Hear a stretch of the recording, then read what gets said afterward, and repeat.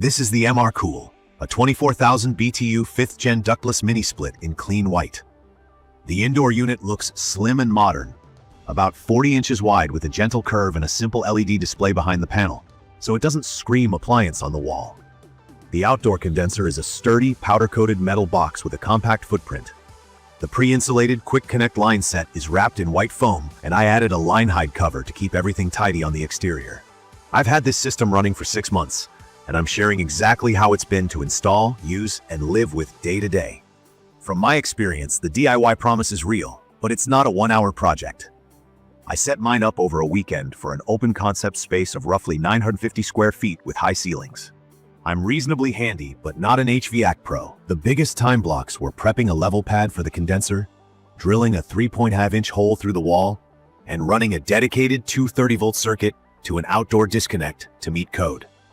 I handled most of the work and hired an electrician for the circuit because high voltage is not something I like to guess on. If you've never done this kind of project, think of it as a solid home improvement job, not plug and play.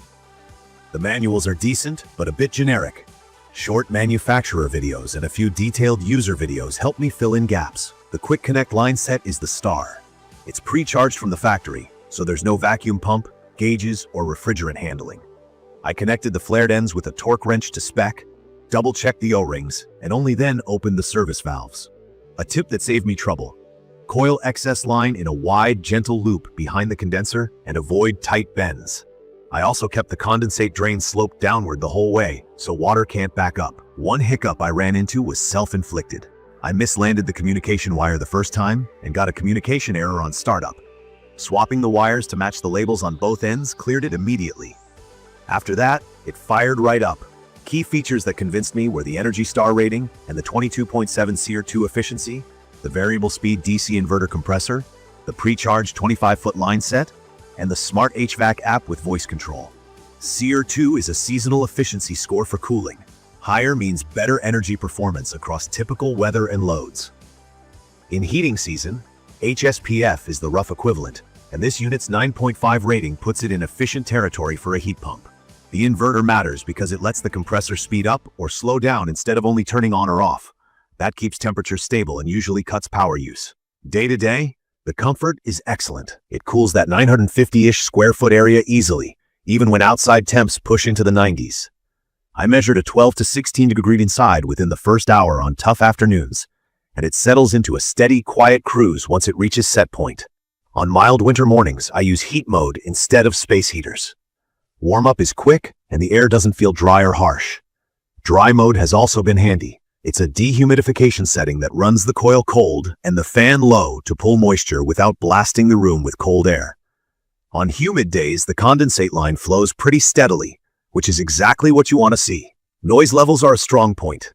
The indoor unit is library quiet on low and still gentle on medium. The outdoor unit has a soft, low hum that disappears into normal backyard noise.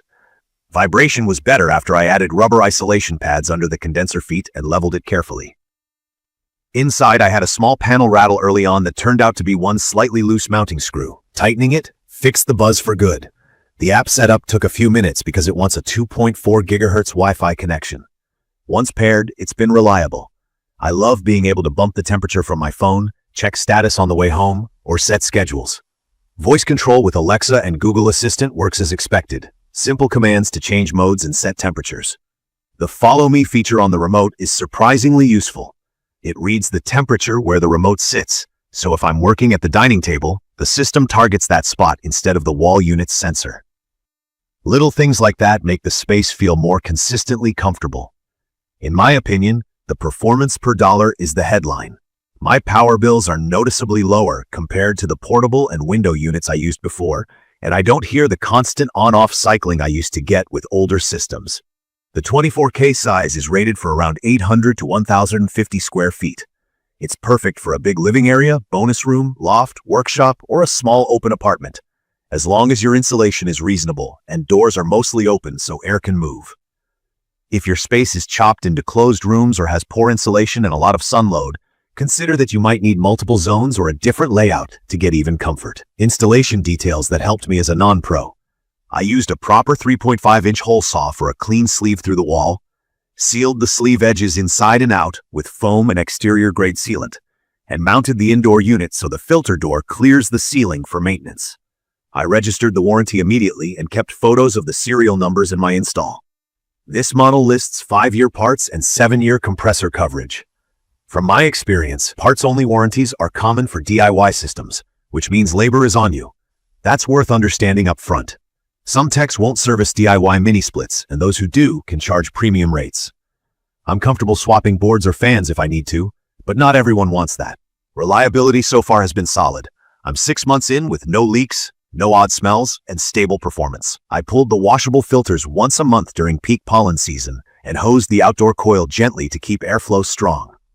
I also set the fan to run for a short period after cooling to help the coil dry, which reduces musty smells. The only tweak I made after a month was lowering the swing angle to avoid a chilly draft when I'm sitting right under the unit. Adjusting vane direction solved it. The sizing guidance on the product page matched my application, but I'll add this.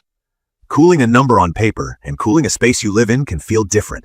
If you're on the fence between sizes, look at your insulation, sun exposure, and ceiling height. A 24K unit in a well-insulated 900 to 1,000 square foot space is a great fit. In a poorly insulated shop with bay doors opening all day, you'll still get improvement, but don't expect meat locker cold. Heat pumps do a lot of things well, but beating pure conduction losses through thin walls isn't one of them. I'd recommend this for patient DIYers who are comfortable drilling a large hole in a wall, lifting bulky equipment with a second set of hands, and following electrical best practices. If you're unsure on the electrical, hire that piece out.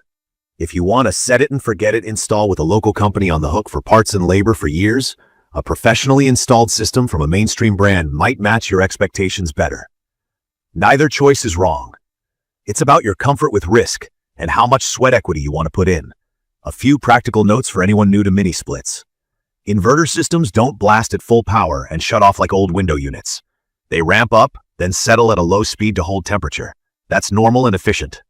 Keep at least a few feet of open space in front of the indoor unit so the sensor reads the room, not a curtain or bookshelf.